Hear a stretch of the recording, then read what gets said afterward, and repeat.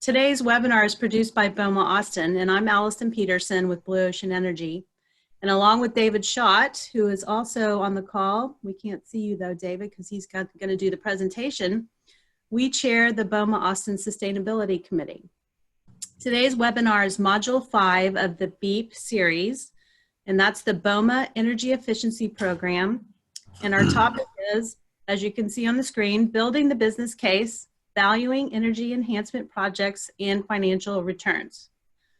We want to say thank you to our program sponsor, Austin Generator Service, whose support allows us to offer these programs at no and low costs. Yes, and thank you for bearing with us as we learn our way around Zoom. This is going to be a new way of offering education engagement by offering virtual opportunities. So yes, bear with us. We want to let you know that today's webinar is being recorded.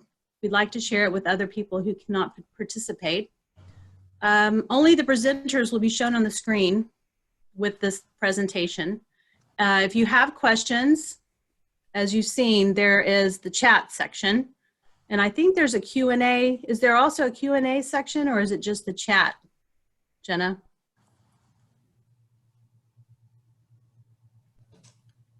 Okay, well, if you do have questions, feel free to post them, and I think we'll get to them at the end. Yeah, there is a Q&A down at the bottom. It's one of the little icons down at the bottom. Okay. There is a Q&A. Thanks, Angie. Okay, so if you have questions, post your questions in the Q&A, and we'll get to them at the end. If you need a lead hours, you will be sent a test at the end of this class. You will also, everyone in the class will receive a certificate, so you can use that for your CE hours. Today's presentation will last about 1.5 hours, and a copy will be shared at the end. We have another Module 6 series for the BEEP program coming up on May 12th, and that's going to be Awareness and Engagement, Promoting and Leveraging Sustainability Success. So please join us for that one. You can register on the BOMA Austin website. And I'd like to introduce our speakers, who you can see below.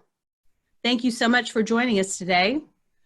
The first section will be with Rob Bridges, and he's the Principal and Vice President in Property Management for Avis & Young in Texas. And Rob will cover the first 45 minutes of the presentation, talking about the financial aspects of energy projects. And then we'll turn it over to Charlene Heidinger. I hope I said that right. Yes. President of Texas PACE Authority, and it's a nonprofit administrator of the Texas PACE program. And she's going to tell you how to finance these types of projects. So thank you all, and here we go. Over to Rob. Thank you, guys. Can everybody hear me? I assume everybody can see me and hear me well. Again, working from Zoom, we want to make sure that everybody's got full access to the content.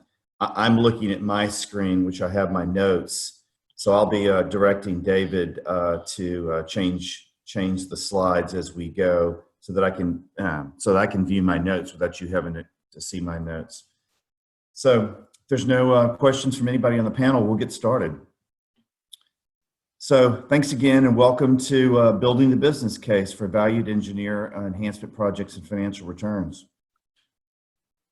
You know, when all buildings these days, if you think about the average building in the United States is 20 to 25 years old, there's certain commonalities to a lot of those buildings. One, most of their mechanical systems and lighting systems and things that use energy are nearing or have reach the end of their useful life cycle. So there's so much opportunity out there within our respective portfolios for enhancing energy efficiency while lowering operating expenses. The key is to understand how to implement these projects, how to understand the returns on those investments, how to get those investments financed, but more importantly, to really understand, I want to really focus on this to start with. Before you're able to recommend to any of your clients energy saving projects that you and your engineering team believe would be beneficial for that particular asset, you really need to understand the client's goals and their investment goals and objectives. What I mean by that is everything stems from the investment thesis of why the investor bought the asset to begin with. And if you don't have a clear understanding of what that is, it's going to be difficult for you to make strategic recommendations on energy saving related projects, because they may or may not be in line with that investor's underwriting and their investment goals. So step one is to understand their hold period, and when you're making recommendations for energy saving projects that may have a longer payback period, and we're going to go through what a payback period is, you'll know that, hey, is this going to benefit my client, or is this going to really benefit the next client, the person that's about to buy the building? And if you don't know when that building should be sold through its investment life cycle, it's tough to make recommendations to clients on when to pull the trigger on some of these projects. So we're going to go through some of this stuff, but I really wanted to hit that concept home to begin with, of the importance of understanding that. So let's see. Yeah, okay, so our focus for today's session, first and foremost, is to highlight why energy and energy efficiency are so important in the terms of the business case, and as well as to provide you some important foundational information on how we can calculate and measure the financial value proposition of improved efficiency and benefits to your asset, your facility, or your portfolio. David, let's go on to slide 2. BEEP is a 6-part training program to help you really focus on 3 big things, and that's reducing energy use and expenses, improving tenant comfort and satisfaction, and making your buildings more competitive with increased NOI and enhanced asset value. And that's what we're really going to be focusing on today, is enhancing NOI, because as you guys know, the value of your building is determined by your NOI, and anything you can do to reduce operating expenses obviously increases NOI. And we're going to go through a couple of examples how modest decreases in utility consumption through energy retrofits can make huge differences to buildings' value, and we'll talk about that.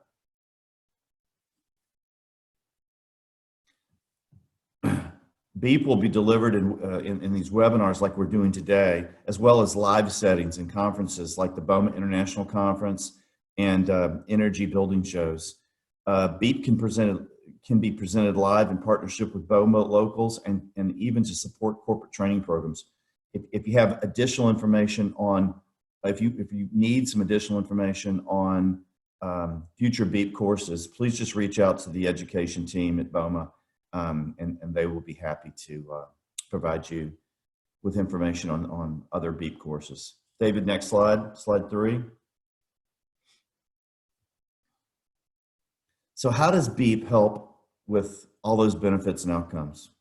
By providing education that is built for you to take you and your teams through the process step by step on how to execute around improved financial and environmental performance. Today's course, Intro to Energy Performance, will take you through the fundamentals of sound energy management, provide information to you around the connection between energy efficiency and financial value, and go over energy fundamentals, and finally provide you a good overview on the value of energy management policies and plans.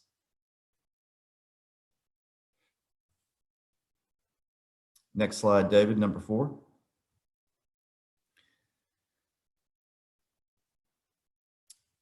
The BOMA BEEP team has developed this tremendous educational program for BOMA membership, and I'm thrilled to be a part of it today and be with you to bring you Class 5 in this wealth of energy efficiency information. The BEEP curriculum and this course is in particular were aligned around the EPA Energy Star program, which I'm sure everybody is familiar with. First of all, we're going to review why this is of interest to your property, to your asset managers, engineers, investors, and tenants alike. But the bottom line is reducing energy consumption in your building or facility or portfolio results in reduced operating expenses and can result in increased asset value. We'll also see the impact these savings have on the environment from both an industry-wide perspective as well as an individual portfolio perspective. You know, regardless how, off topic just a tad, regardless of how environmentally conscious you or your client is around the concept of sustainability, there's one thing that everybody can rally around and support, and that is the reduction of energy. Whether you're environmentally conscious and you see it from an environmental management perspective, or if you don't and you just see it as a reduction in expenses which drives NOI, regardless of what side of the aisle you're on, it's still the right thing to do. So we're going to learn how to do that today. We'll learn about several different financial calculations property managers can use to determine if their energy efficiency project is financially smart, and learn how these calculations work. And we'll see a financial calculator tool developed by the EPA that can automatically compute these financial metrics for you, and also how it generates a written tool or an executive summary to help you present your business case to your client. Finally, we'll discuss different financial tools available to help you get your energy efficiency project implemented without the need for upfront capital.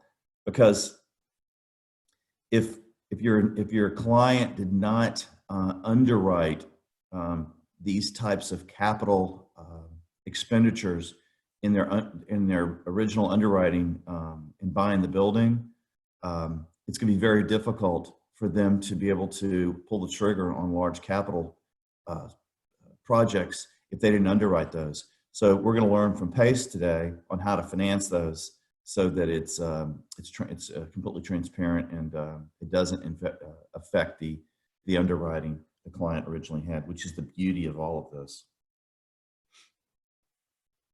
Okay, next slide, David, slide 5. Okay, so now we're going to kind of get into the meat of this discussion of investing money into energy saving projects and what the return on that money is. So you can see the chart here that says if you're investing $1 in energy performance improvements, how that $1 can reduce energy, and then how you then use a capitalization rate, which we're going to talk about to determine for every percentage of savings that you realize in energy, how that percentage of savings then translates into reduced operating expenses, and then the big number, and that is increased in value. So these calculations are computed using the income approach to value and assets. The income approach to value and assets is the most widely used way of determining value for a property. You know, there's the cost approach, which is what's it cost to build the property. There's the comparable sales approach, and that is what did comparing buildings sell for in the general area to determine the value of your building. But the most accurate way of determining value is the income approach. The income approach to valuing assets is, like I said, the most commonly used way because it's easy to calculate, and the numbers used in the calculations are very accessible. You'll note cap rates are, everybody says, hey, what's a cap rate? Cap rates are normally set by the market, and the cap rates are chosen in response to the market conditions, and therefore will differ across the U.S. And change over time due to fluctuation in market conditions.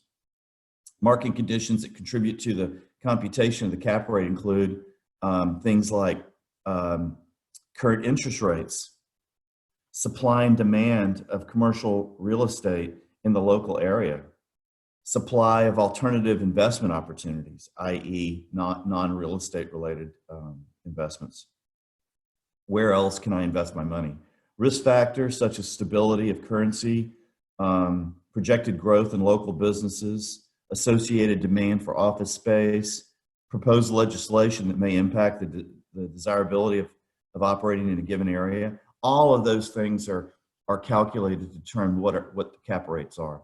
So as an example, if you're in San Francisco, California, and you're in the city, a very, very desirable location to conduct business in the United States, buildings are trading for a lot more per square foot than they are, let's say, in Texas.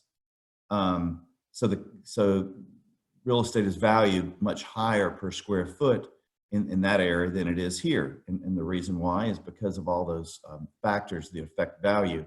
So the capitalization rates that are used to determine value in really, really hot markets are much lower than they are in softer markets. As an example, here in Texas, Austin and Dallas, two markets that are really performing well right now, the cap rates for similar product in those markets are lower than they are in Houston, a market that's a little softer, the office market that's a little softer right now, because we rely in Houston so much on the energy business, and the price of oil has traditionally come down over the last few years. So since the energy business has suffered over the last number of years, so does the overall state of the real estate economy, real estate market. So cap rates in Houston for similar products in Austin and Dallas are higher, thus the value is then lower. But if you're in a really tight market like Austin or Dallas, which I'm sure some of you guys are on this call, cap rates are usually lower.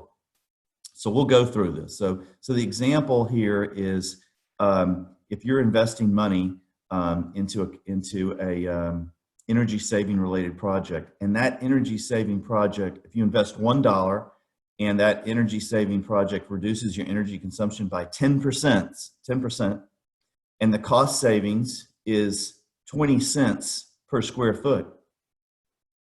If you take that 20 cents per square foot and you multiply it by the capitalization rate, you've just increased the value of that asset by $2.50 per square foot. So you think about that. I'm just going to do a quick calculation here on my calculator, and I'm going to use a real life example. So let's say if we have a 100,000 square foot building, and let's say electricity is at $2 per square foot, and you're able to reduce energy costs by 20 cents, 20%. It's 10%. If you take 20 cents per square foot and you multiply it times 100,000 feet, you've reduced, you've increased NOI by $20,000. That may sound good, but then when you divide it by a capitalization rate, you divide it by 8%, what you've really done is you've increased the property value by $250,000. So just because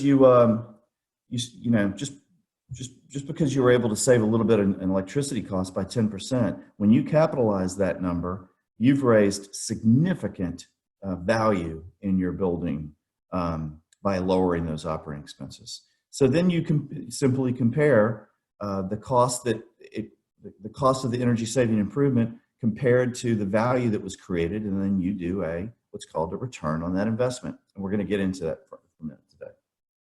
These numbers can be very compelling if you really understand your capitalization rate. And once you do, you can use that to determine the increased value of any project you put into the building, that you can then correspondingly agree to that it's increased or lowered operating expenses. So slide number 6, David.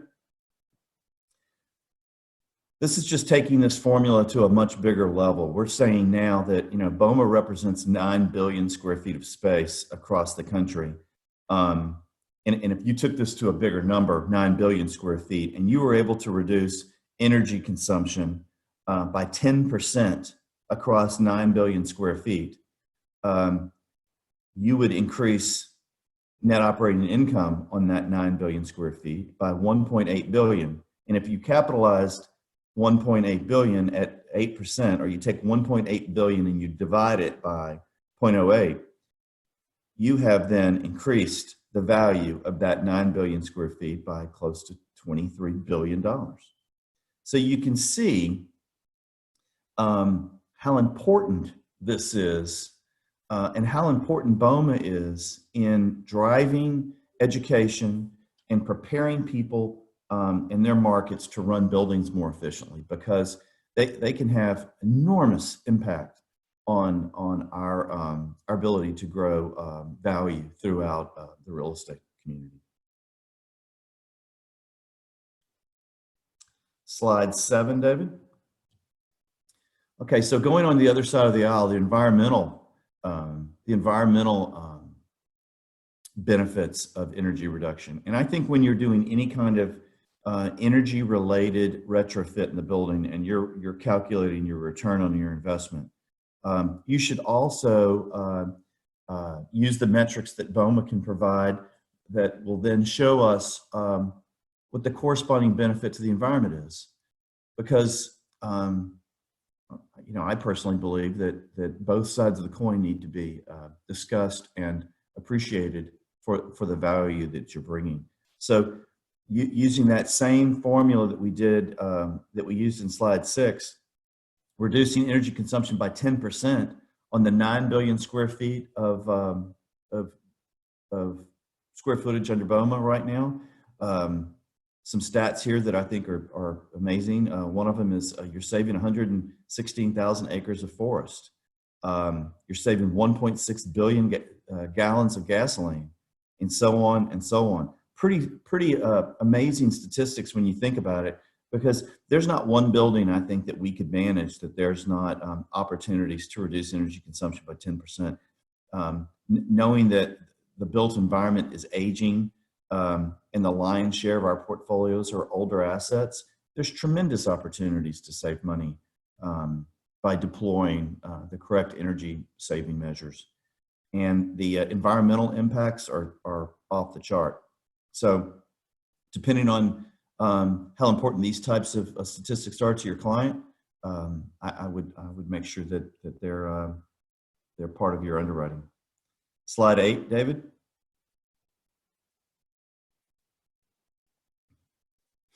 Let's bring this down a little bit to something that's more manageable, like a 1 million square foot portfolio, something that any one of us on the phone today could see themselves participating in. So on a 1 million square foot portfolio, by reducing energy consumption by 10%, that's like saving 13 acres of forest and 180,000 gallons of gasoline and 202 households with electricity for a year. I mean, that's considerable. I look at the next category of saving 3,600 barrels of oil. Well, last week when oil was a negative $38 a barrel, this probably wouldn't be a good statistic because they were paying people to take oil a week or two ago. But still, 530 tons of waste being removed from our recycling program, and removing exhaust from 341 cars for a whole year. So the environmental impacts for doing small changes, making small changes like these are insurmountable. And I think any one of us can achieve that in our day-to-day business right now. Dave, slide 9. So how does a property or an asset property management team sell its clients on a 6 or 7 figure energy retrofit project? This is the number one issue. With your engineering teams, determining those types of projects that could yield significant return on ROI is fairly simple. Convincing a property owner that did not underwrite these types of projects to do these, that's where it could become a little more challenging. So there are several financial metrics commonly used to evaluate how financially sound a project proposed for your building could be. These are financial metrics used throughout all aspects of our business, including how overall investments in assets and portfolios. Thus, these are appropriate for evaluating other property investments. So as you really get good at this, you can really help your clients as they're contemplating new acquisitions through the underwriting process to determine if there are opportunities for energy saving projects that can substantially reduce expenses and increase NOI, that could be then budgeted for, or at least become aware of, so that plans can be then made at the point of acquisition, as opposed to 3 years into a 5-year investment. And I think that's the real value of educating our managers and our engineers throughout our industry, is to really help and guide our clients through their investment life cycle, not start advising them after they've acquired the property, but during the due diligence period, so that's where we can add some real value, especially if we can get an in-depth understanding of how the property operates, because that's when we can do some modeling on energy saving projects that could help the client more fully underwrite the value of the property.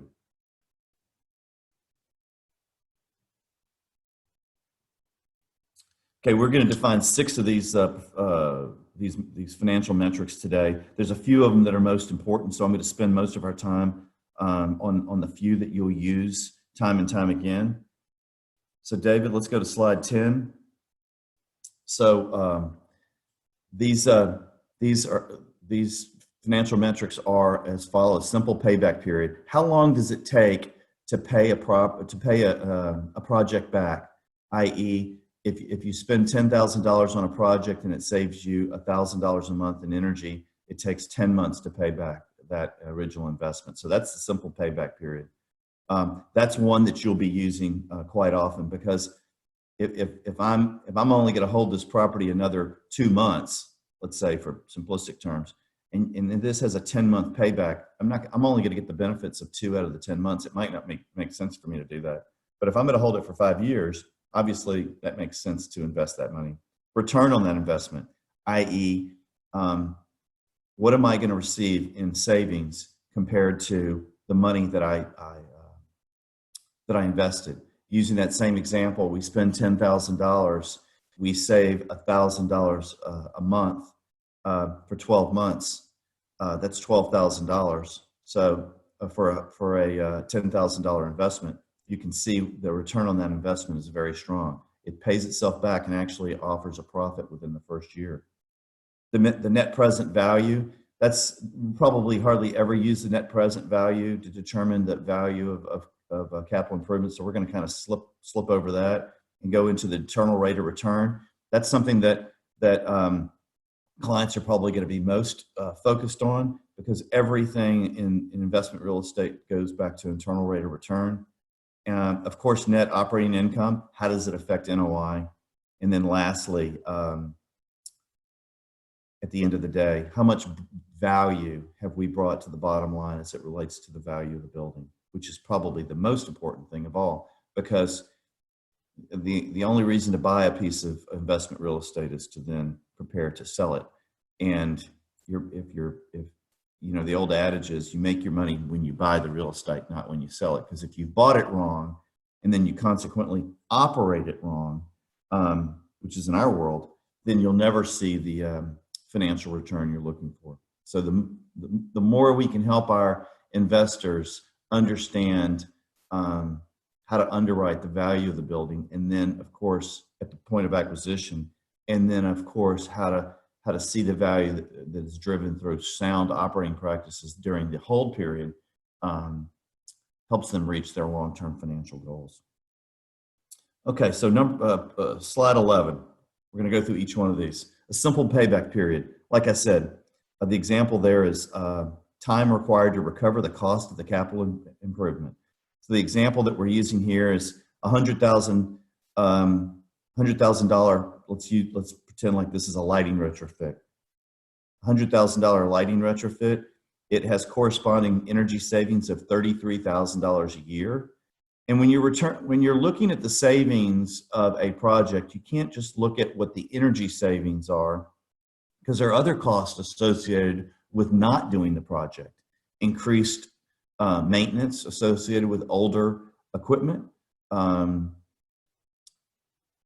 not just maintenance in time, but maintenance in costs for replacing materials over that period, as opposed to retrofitting a lot. If you're going to retrofit the lights in an office building, for the first 3 years, you're going to spend hardly any time in maintenance costs or any time in replacement costs for light bulbs, because they're all going to be brand new. So all of those additional costs have to be factored into where your savings are. But for this example, we're using $33,000 of overall savings, mostly in utilities, but some in the form of maintenance time and materials. And that yields a 3-year payback period. Pretty simple. But I want to caution you that presuming that just because the ownership has a shorter term hold period, that, you know, let's say this is a 3-year payback period, and they're only going to own the building for a year, that this means that you can't make a compelling business case for investing in a retrofit with longer simple payback periods. But there's another way of doing it, and we're going to talk about that. For example, a project may have a 4-year simple payback, but when positioned in terms of the return on that investment, the project could have a 25% return on investment.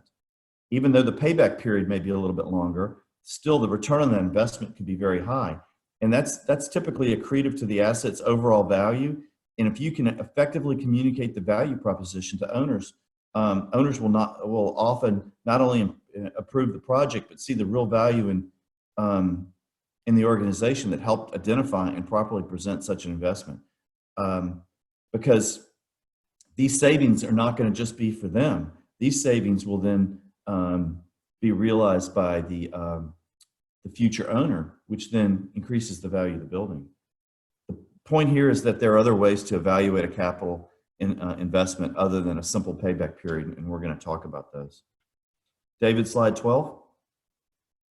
The return on investment. You know, everybody wants to know, if I spend X, what's going to be my return? I bought this building, and I see that there's 30% of the rent roll that's going to be rolling over the next 5 years, and if I can renew all those tenants and increase their rents by 10%, and I use a 7% capitalization rate, I can then determine during my hold period that I'm going to make X amount of money when I sell the building compared to what I bought the building for, and that is that will become the return on my investment, and that is the reason why anybody buys investment properties, to get a return on that investment. So anything we can do to help increase that return on investment, ROI, is beneficial to the client. So in this particular situation, using our old cap rate of 8% and a 33% savings, $33,000 savings per year, you know, our goal is to make it, when we bought this building, our goal was to make at least an 8% rate of return on our investment. Let's pretend like that was our goal when we bought it. We're now going to our client saying this calculation demonstrates that this project that we're proposing will achieve a 33% return. And a 33% return is much greater than the 8% that you originally underwrote when you bought the building. So that's an investment that's worth making, i.e., let's move forward with the lighting retrofit. Slide 13, David. So now we're just going through the time value of money. We're not going to spend a lot of time on this, but basically what it says is, if I invest $1 today, how much will that dollar be worth in 3 years?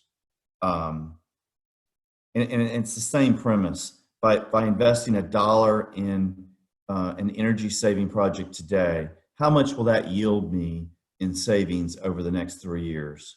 But we hardly ever use the time value of money to state our case for why it's important to invest in energy saving projects in a particular building. So I'm going to skip all over that. I'm going to skip over that. And then the next slide, again, we'll hardly ever use net present value in explaining the benefit of an energy saving project on a building, because it's usually not congruent with goals and objectives for the investment.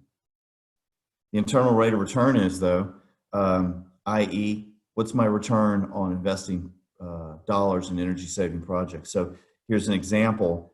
The present value of investing $33,000 and for the internal rate of return yields a 19% return. So the internal rate of return is another capital budgeting metric used in long-term investments. A potential project should be accepted if the internal rate of return on that investment or that improvement is greater than the cost of capital used to fund that return. So if your cost of capital, let's say if you were borrowing money to do this work at 10% interest rate, and you were able to recognize an internal rate of return of 19%, then you're borrowing money at 10%, you're making money at 19%. So that internal rate of return, compared to what you would spend to borrow the money to do the project in the first place, is worth the investment. Again, another way of calculating the value of an energy project. But at the end of the day, guys, it's all about how to decrease operating expenses and increase NOI, and the capitalization of that NOI is really the most important thing. And then we get to net operating income, and everybody knows this. NOI is operating income minus associated operating expenses is net operating income. And using our lighting retrofit energy efficiency project, let's discuss NOI. Implementing this project will reduce operating costs primarily through energy cost savings. But in the case of a lighting retrofit, like I said, there are potential additional costs in reducing labor, bulb replacement due to outages, and the cost of replacement bulbs. All of these things need to be considered when you look at lowering your operating expenses. And then asset valuation. Really simple. An increase in asset value equals an annual increase in NOI divided by a cap rate. So whenever you're, as a general rule of thumb, whenever you're with your operations teams looking at operating cost savings, whether it be through energy reduction or contractual service savings or manpower, tax savings or procurement of utilities, whatever the case may be, anytime you're able to save those expenses, and you can calculate what those savings are in any given year, and you have a firm understanding of your cap rate, and your cap rates can then be, your brokerage teams and your capital markets teams and your clients can give you their opinions on what the applicable cap rate would be for any asset. And you can constantly divide those savings by that cap rate. You can, in real time, show immediate increased asset value through any project that may come up.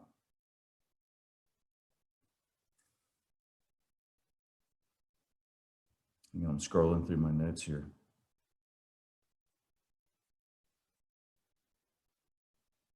Okay, Dave, let's go to slide 18.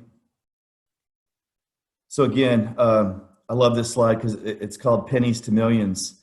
If you look at the slide here, it says the portfolio square footage of 4 million square feet up to 25 million square feet, and we're just talking about energy savings here. How and I think we're still using our 8% cap rate. Yep, cap rate 8%.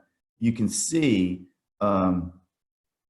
what these savings could result in potential asset value increases by saving small amounts of money. Like on a 4 million square foot portfolio, saving 1% of energy, which is nothing. That's 2 cents a square foot on this particular portfolio. Yields those significant property values based on the percentage of savings. So 1% could increase property value of that 4 million square feet by $1 million, up to a 5% savings or 10% per square foot, increasing that 4 million square foot portfolio by $5 million. That's significant. There's, off the record, there's money everywhere to be found through really sound operating practices. And that's one of the beauties of the BOMA BEAT program, is that once you go through it and you're able to harness this knowledge and rally your teams around this knowledge on how to more efficiently run your buildings, and then you're able to then capitalize those savings through enhanced efficiency, you can show your owner significant cost savings and, more importantly, significant increases in value by using these metrics. So David, we're going to go to 19. Okay, so the EPA, I'm going to kind of go through these kind of quickly, because then you can download these calculators and make the calculations really simple for you. But the EPA has a building upgrade value calculator, the BUVC, which makes it really easy to analyze financial metrics. Dave, let's go to 20. Okay, the EPA's building upgrade value calculator. This tool was originally developed based on an Excel-based file that we created created at USAA Real Estate Company. So its foundation is built off of real estate organizations and how they analyze investments and efficiency. Then working with them through the EPA, developed this tool, and then we can more recently they upgraded the tool to account for the impact of different lease structures in the way financial value is calculated. And the benefit of these upgrades is that now the tool is much more precise, and the calculator, hang on, I'm having a screen issue. The tool is much more precise, and you can quickly plug in your projected savings and costs of the project and things of that nature, and run a pretty sophisticated financial model to show how this impacts tenants as well as the investment. The other benefit of this tool that is it'll also generate a word-based letter that summarizes the retrofit project costs, benefits, and financial impacts, and then you can edit to fit your specific audience. But it's stem to stern. Not only will it do your calculations, but it'll provide you with a letter that summarizes these calculations that you can use to discuss with your client. This is a free tool, and it's easy to calculate, and I would highly recommend that you guys get this and play around with it and use some come up with fictitious related projects and plug them into the model so that you can get comfortable using the model and the calculator, so that when it comes to actually looking at a real live case situation, then you can you can use it for real. So we're gonna look at one right now. So this is obviously, it's very difficult to see, but this screenshot above is what I want to talk to you about, to see how it's very simple and very straightforward to use. You can pull this. Let's see, it says before pulling the building upgrade value calculator, get it at energystar.gov. It's important to pull some information together so you're ready to input. Further, to make sure you get the information in the first place, make sure that that whether you're a property manager, an engineer, an asset manager, that you're asking for required information in advance. So it's an example of some of these things is the information that you're going to need is you're going to need your rent roll, obviously. You're going to need your P&L. You're going to need to know what your cost of energy consumption is, what your cost of water is, so that when you're doing your financial calculation, you've got all your baseline information at your fingertips. So there's a little bit of homework to do before you can actually input the project into the calculator. You'll also know that this calculator wants you to identify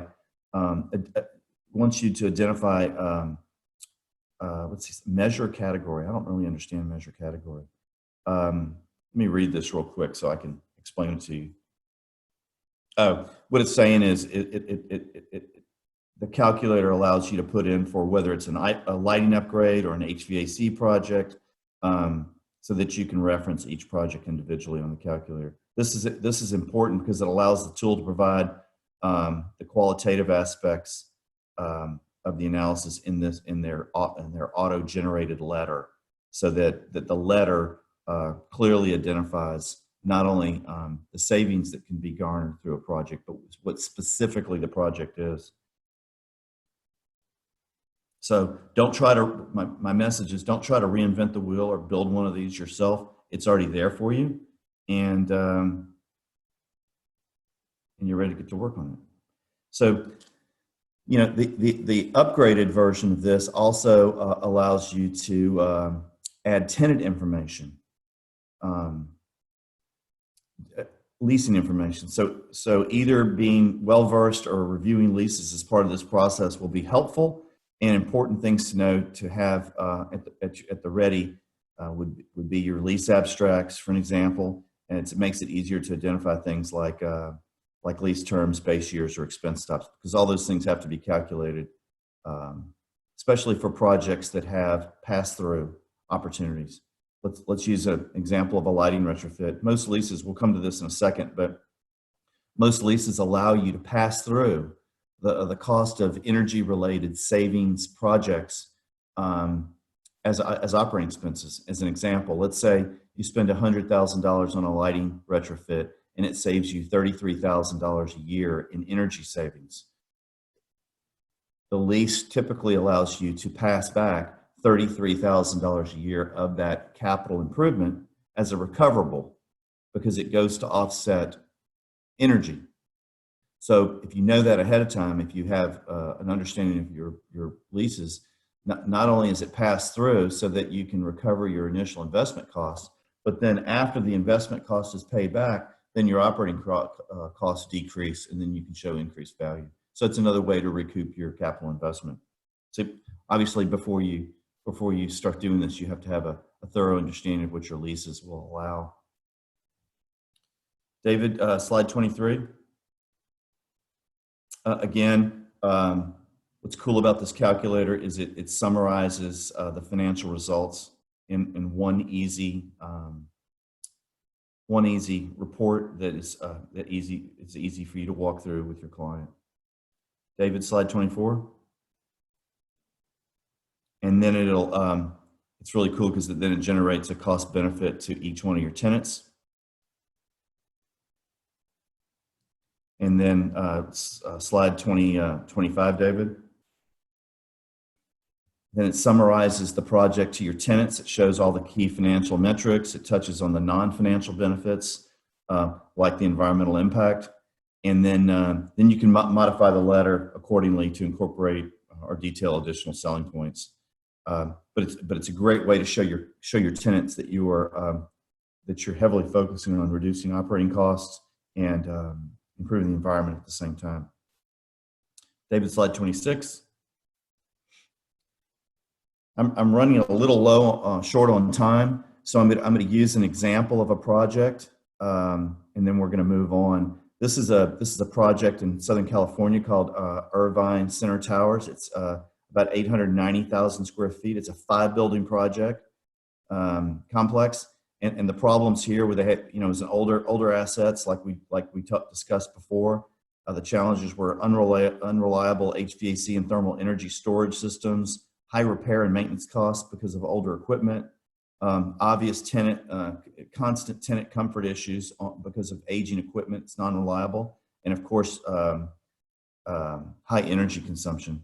That's our project. Those were the challenges associated with this project. David, slide 27. And what we did here is we did major retrofits on the HVAC equipment. Because that was the basis of most of the savings. The investment on this particular project was a little over $3 million.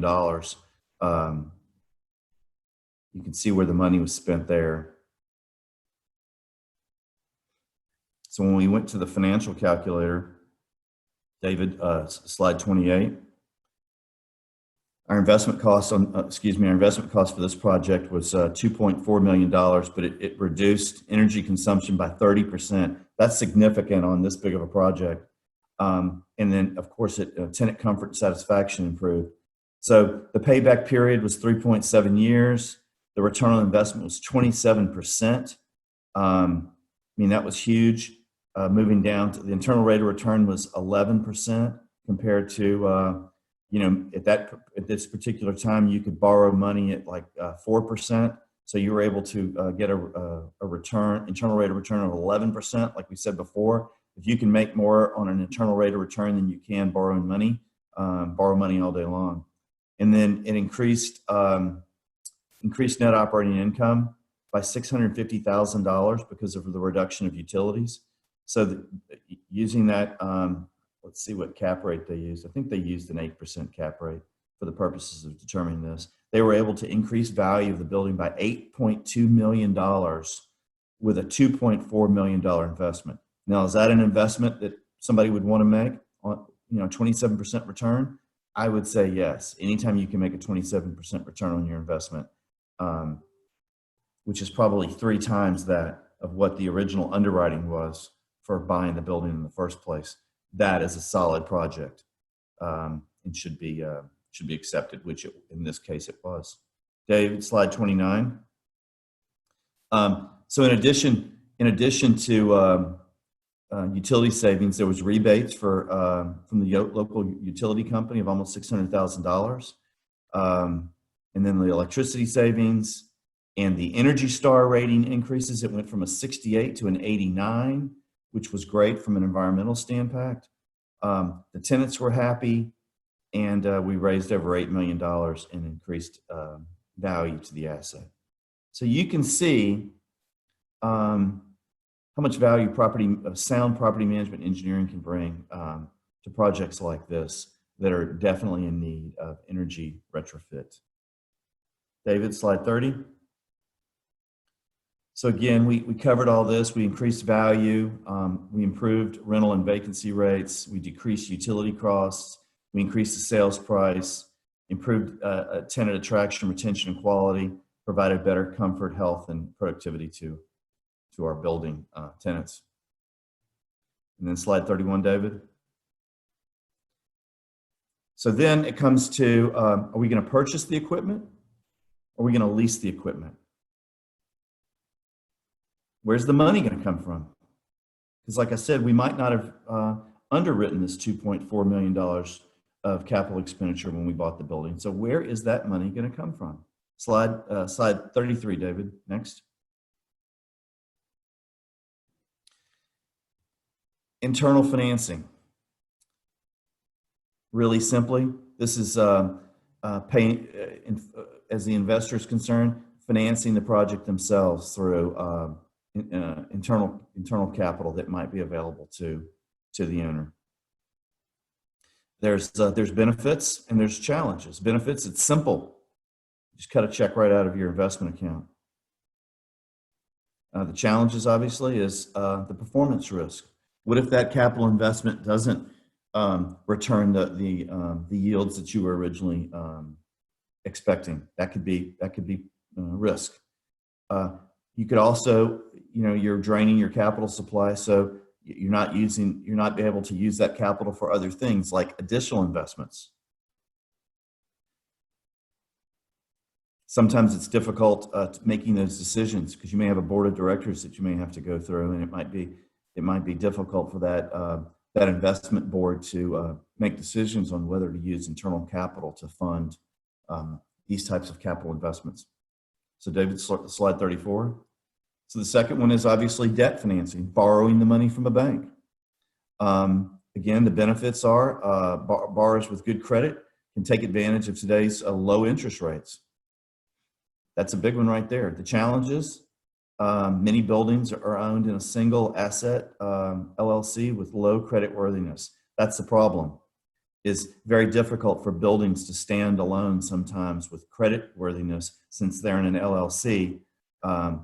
Difficult for financial institutions to underwrite the risk associated with that. And sometimes buildings have a higher debt level than lenders are comfortable with and don't want to lend more money on that particular investment. So there's challenges associated with borrowing money. David, slide 35. Can you pass these capital improvements through like we discussed earlier? Are we able to get a return on passing these capital expenditures through the tenants over a period of time? Can we or can we not? You need to understand that. David, slide 36. You can lease the equipment. That's difficult to do sometimes. Leasing a chiller, replacement of chiller in your building, and then you buy it at some predetermined rate. Not traditionally. Hang on just a moment. Getting some noise here. Sorry. Not traditionally done in the market where building owners will actually lease equipment. The benefit, though, is it's low capital, it's low risk. Payments are lower than loan payments, and there's flexible options for ownership of the equipment at the end of the lease. Just haven't seen it done as often as other things. And then there's performance contracting, like ESCO, where ESCO will finance the equipment, and then they will use the energy reductions payment for that equipment. That can be done.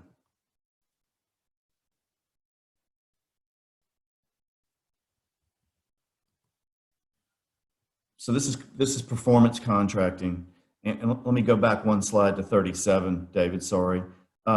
Energy performance contracting is a way to invest in energy efficiency retrofits with no capital outlay, and where the cost of these upgrades is paid back over time out of the savings that are generated. You can read the slide there, right there, but that is a fairly uncommon way of financing capital, but there's some definite benefits. No upfront cost, and if you didn't underwrite it correctly when you bought the building, that might be good. Leveraging the financing access and technical expertise of ESCO, and then you get to obviously retain the ownership of the equipment, and ESCO takes on most of the performance risk. So that's something that should be further discussed at a later date as a way of financing capital improvements, especially with energy savings. David, 39. Again, some more challenges associated with performance contracting. Methodologies used to verify savings must be carefully negotiated up front so that everybody agrees to ahead of time what the yields are going to be for any given project as far as savings that are generated from that project. The larger the project, of course, the more complicated the analysis can become, and can take a considerable amount of time to get everybody on the same page with understanding and agreeing to what those metrics will be. And then ESCO focuses on the MUSH market. The MUSH market is municipal, universities, schools, hospitals, other building types that tend to have single long-term owners. But the BOMA energy performance contract model toolkit will help in your underwriting of performance contracting when financing projects. Slide 40, David. I'm going to move on from that one because we're running out of time, and that's not nearly as important as some of the other stuff. David, 41.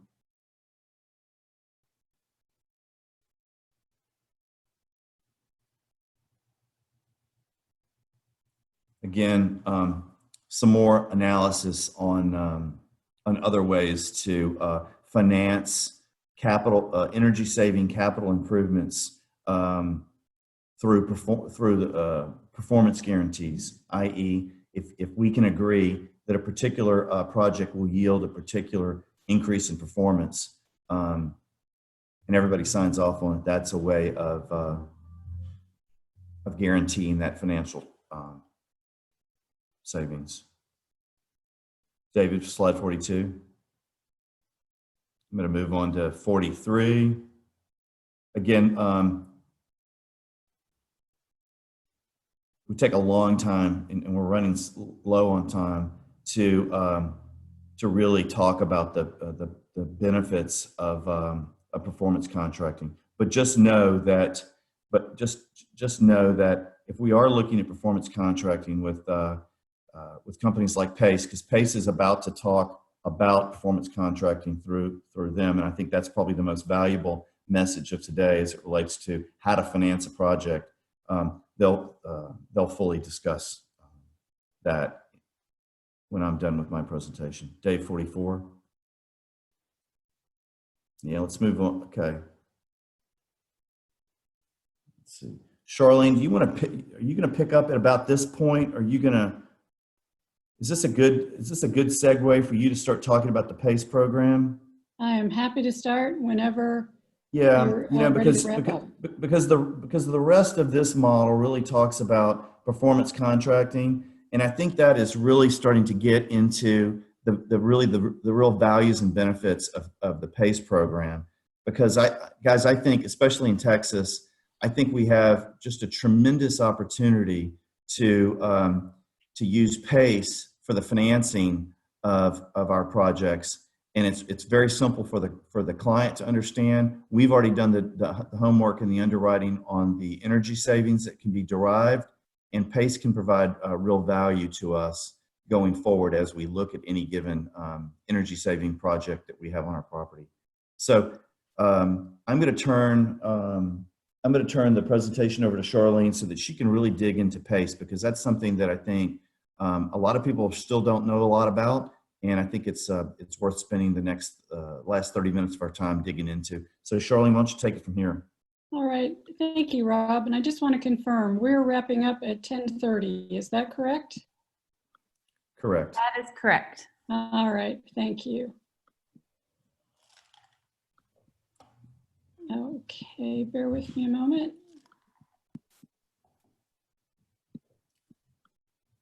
Can everyone see my screen? Uh-oh. Whoever was sharing has to stop sharing. I already stopped sharing, but I'm not seeing your Okay, screen yet. let me try again. Hang on one second.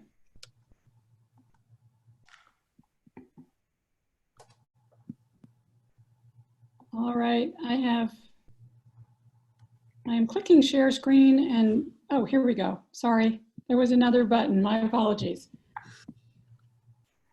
All right, my name is Charlene Heidinger, and I will speak quickly. You can find me at texaspaceauthority.org because I'm going to whip through this as quickly as possible.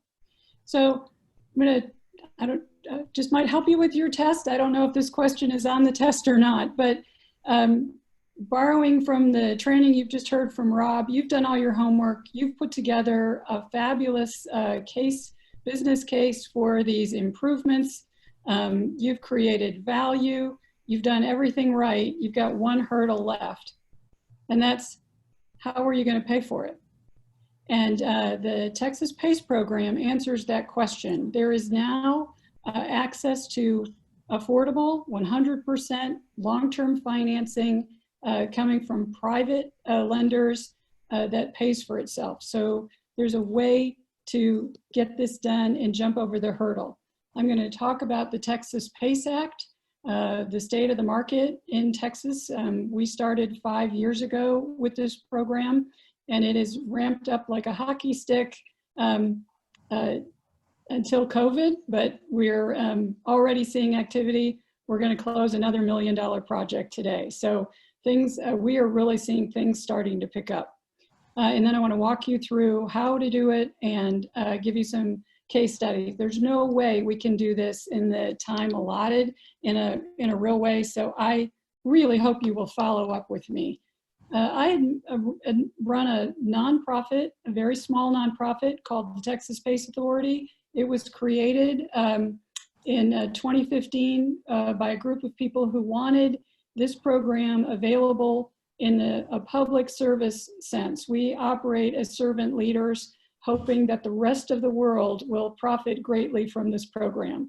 But we knew if we didn't create it this way, people might not trust it. So your success will be our success, but we are very much working across the board with everybody to try and get the word out. It sounds too good to be true. You're probably going to need to hear it a couple times to get your arms around it, and that's fine. We're here for you.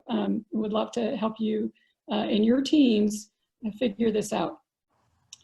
PACE stands for Property Assessed Clean Energy, and it is 100% low-cost upfront financing for energy efficiency, water efficiency, and improvements that create power on site, distributed generation, solar, microgrids, CHP, creating your own power, and those technologies that reduce demand. They can also make your properties more resilient to storms, and they can help you keep operating in a storm. So there are a lot of additional benefits to this as well. These improvements have to be permanently affixed to the property because they're going to provide the savings that help you pay for this, for these. These projects are designed to pay for themselves. And so they have to be there through the life of the financing to do that.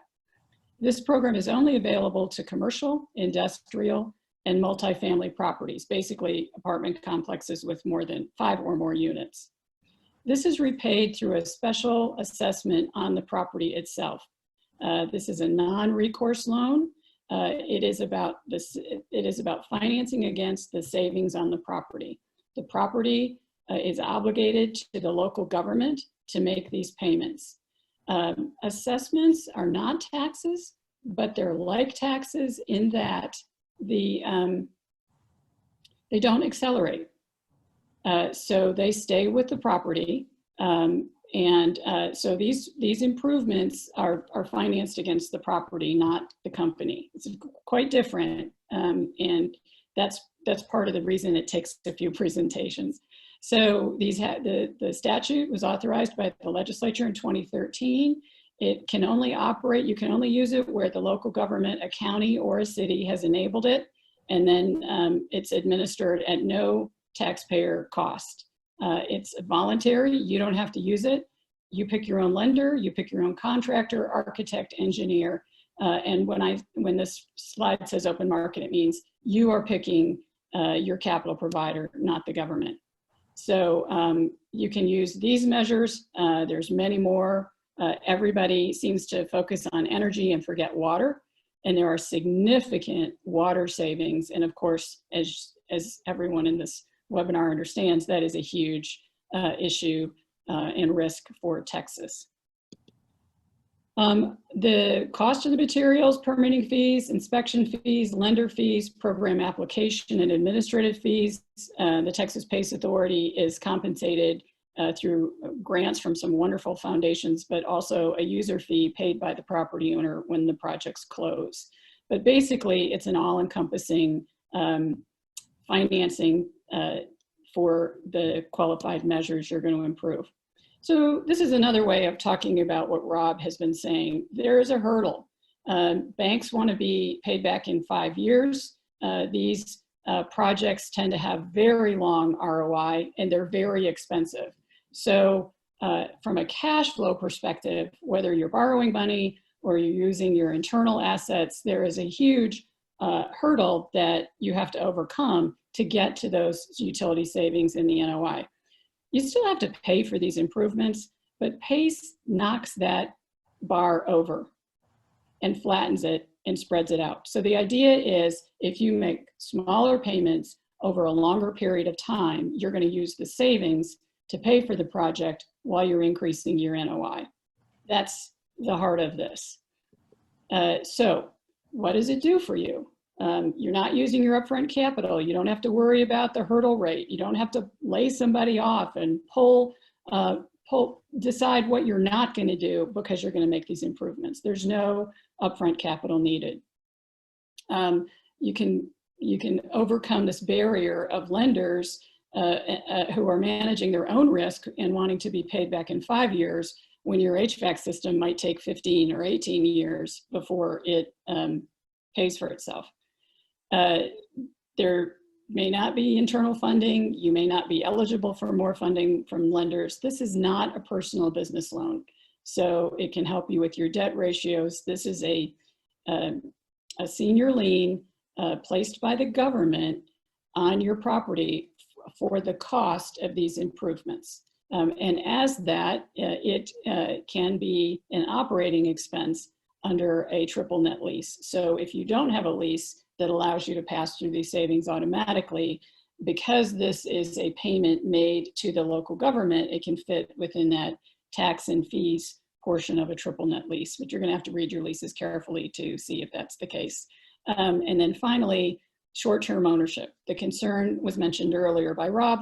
What happens when you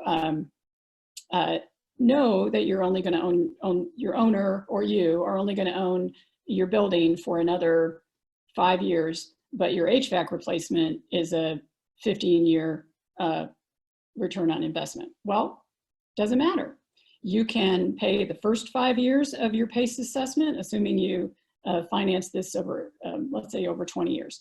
You pay the first 5 years. When you sell the property, these liens stay with the land. So the new owner buys the property with the commitment to make the remaining installments, and they get all the benefits of a program where your mechanicals aren't a pig in a poke. They know what they're getting, and they're getting something new with the savings. And at the same time, because your NOI has increased, the value of your building has increased at that sale as well. So those are a number of the benefits. I want to talk about the one of the first projects we did in Houston. This is a 1985 building.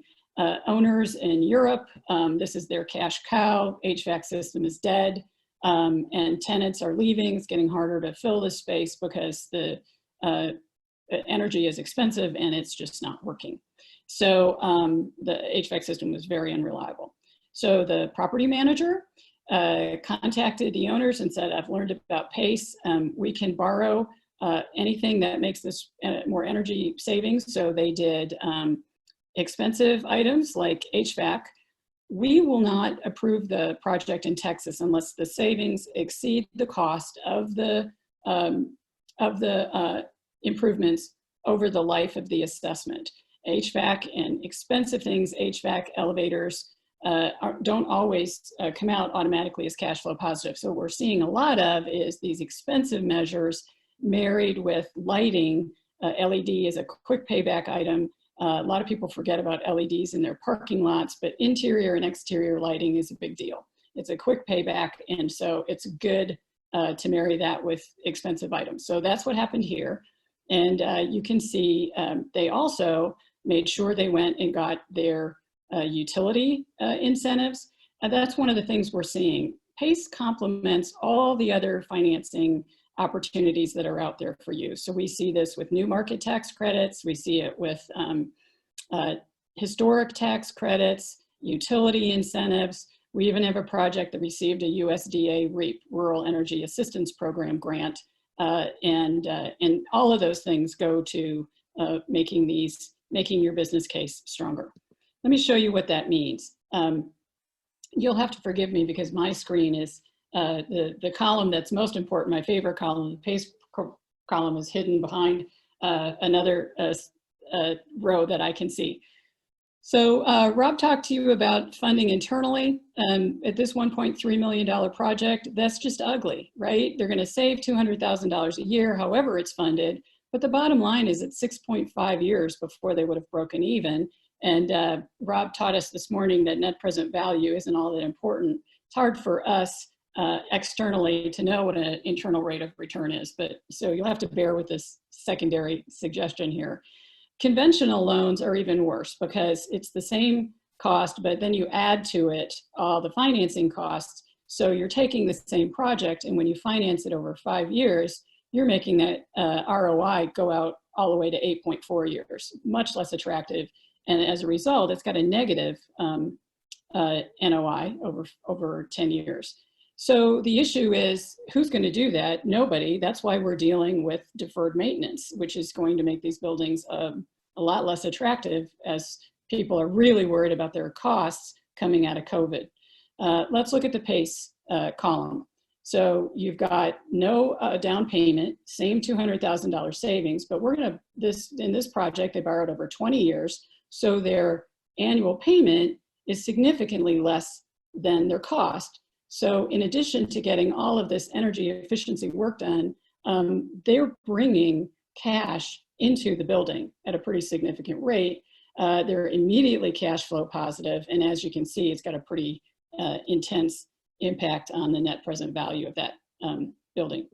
So look at this cumulative cash flow. You can see why PACE makes so much sense, the blue line.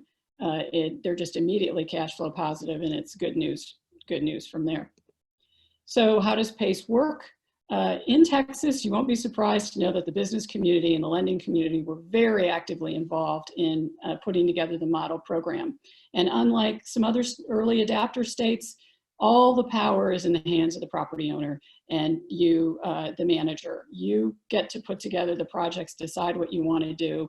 The owners, when it's all done and it meets all the underwriting and technical criteria we have, the owner signs a contract with the local government, the lender signs a contract with the local government, the capital provider who you've selected supplies the funding, project gets completed, and the installments come directly to the lender. But as I said before, those installments are going to be, are designed to be less than the cost of the project.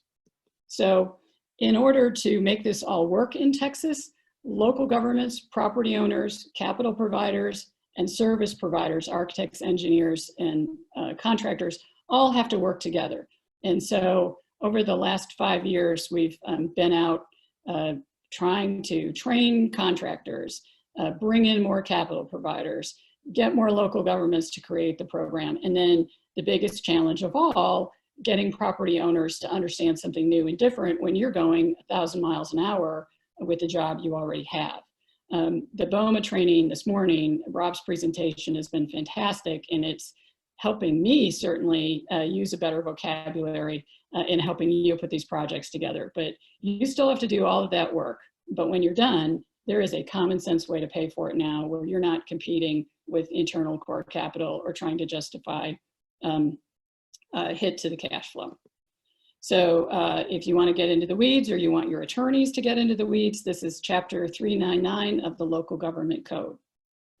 The wonderful part about Texas is that 130 volunteers from all aspects of government, lending, property owners, service providers spent a year. We broke into 5 different working groups to create a model program called PACE in a Box. And the good news is that it's as user-friendly as it can be made for you and local governments. It's picking up, and the program is uniform across the state where it exists so far.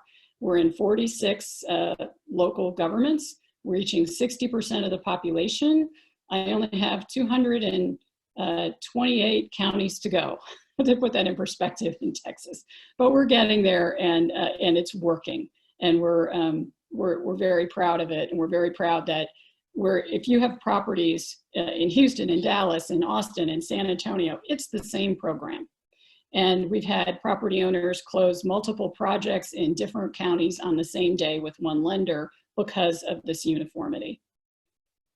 To date, we've done $106 million by the end of the day. I hope that will make it 107. Which means there's a tiny little green bar in 2020 that's a little hard to read, but we'll have done 4 million in 2020 this year in spite of COVID. The pipeline is terrific, and I told my staff yesterday that we are going to have to start working a lot harder. Things are really starting to come in, and I'll talk about why in a minute.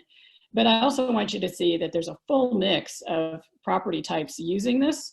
The only thing we're missing at this point that I really want to go after is healthcare, because this is a place where, probably the only place in healthcare where you can actually contain costs. You'll see on the bottom, energy efficiency, about 55% of the projects, 33% of the projects involve water, and distributed generation, which is primarily solar at this point, 12%. We have 20 capital providers ready to go to work with you today. This is a non-exclusive list. These are all folks who can do business in Texas, who have capital and who understand our program, but you can use any lender you want. We've got 4 banks on this list, and we're working hard to get local banks and credit unions comfortable with this. We think it's a great new product, and we know how important these local lenders are to the vast part of property owners and businesses throughout Texas. Okay, so urban and rural, office, mixed use, nonprofit, hospitality. The measures that are being financed are diverse as well. Projects range from 68,000 to 24 million. They're hard to pencil as cash flow positive below 150,000, but we're committed to serving small business and looking for ways to continue to make that happen. And they've all received 100% financing. Okay, so we've talked about how this works. We have some pretty robust technical standards. Governor Perry wouldn't sign this bill unless an independent third-party engineer reviewed the projects to make sure that the baseline analysis of the building as is and the projected savings are based on modern, common engineering standards that are performed and analyzed the same across the state uniformly. That adds a little bit of expense, but it also provides comfort that you're getting what you're expecting, and your lender is going to, because they're lending against those savings, that they're secure. Our underwriting standards, at this point, the loan to assessed value ratio is 20%. We're going to be reviewing that shortly, but we do have a waiver that allows us to look at 20% of the market value, particularly the market value after renovation, because we're seeing some beautiful historic abandoned buildings being brought back to life, and what their value is currently versus what it will be when those projects are done are very different. So we need to common sense look at that. The savings to investment ratio needs to be greater than 1. We need a determination on whether whether there was previous construction on the property. We cannot use this under the law for greenfields. So if there's no construction previously on the property or no improvement, that's tough. We need to determine that in advance. The capital providers add their own underwriting criteria, and so you negotiate your own underlying documents. We have nothing to do with the interest rate and the other terms you determine. The PACE financing mechanism in the agreements with the local government sit on top of these private agreements. So you have your underlying loan agreement. At closing, once all the conditions have been met, if you have a senior lender, we need that mortgagee's written consent, because this is a senior lien that jumps ahead of them. The risks are actually low. Because these are cash flow positive, the customer is in a better position to make that mortgage. The collateral is dramatically improved, and the way the financing works, the risks are relatively low. But that's a conversation that doesn't start with yes. And so I'm very pleased to tell you that about half of our PACE projects done so far have received lender consent, and it is getting easier over time. It's really going to come down to your relationship with your lender. We are also working with these local lenders and senior lenders to encourage them to offer PACE as a product, and that is starting to happen as well. There's an owner contract with the local government, a lender contract with the local government, and then a notice of assessment lien is filed on the property records. These are mortgage lenders that have consented to PACE projects in Texas so far, and we're excited with this list, and we know it will grow. 2 of these lenders have actually financed PACE projects in Texas as well. So this is a building that I want to share with you. It's the largest project in Texas so far, reducing energy savings by 40%, saving 700,000 gallons of water. Look at how much CO2 got avoided by these upgrades to this building that had been empty for 10 years right across from City Hall. But this is what I want to share with you, is the capital stack. So before this group purchased this building, their underwriting to do the building correctly and to include all of these improvements that Rob talked to you about, they had to insert a $22 million 15% mezzanine loan. But when they learned about PACE, they had enough, they had 24 million, they actually had more than that, but the other lenders were comfortable with 24 million financed by PACE. So in addition to all of the savings that Rob and I have been talking about, that potential, they dropped their weighted average cost of capital by almost 2% in the purchase of this building. So when you are doing your underwriting to buy buildings, make sure you include PACE, the opportunity in purchasing. That's what we're seeing a lot of. The Elgin General Store is a rural project. It was our first bank-funded project, but I want you to see how much this project was reduced in cost by Encore rebates and a USDA REAP grant. This is the Continental Gin building in the city of Dallas.